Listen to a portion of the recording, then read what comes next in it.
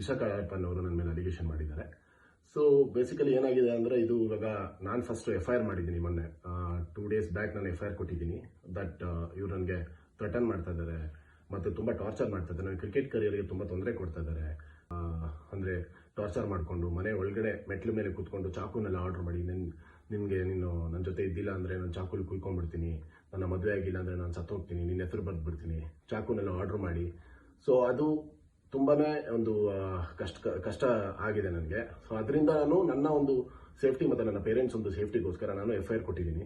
First FIR ನಾನು ಮಾಡಿದ್ದೀನಿ, register ಮಾಡಿದ್ದೀನಿ. ಸೊ ಅದಾದಮೇಲೆ ಇವಾಗ ಕೌಂಟರ್ಗೆ ಅವರು RT ನಗರಲ್ಲಿ ನನ್ನ ಮೇಲೆ ಕಂಪ್ಲೇಂಟ್ ಕೊಟ್ಟಿದ್ದಾರೆ.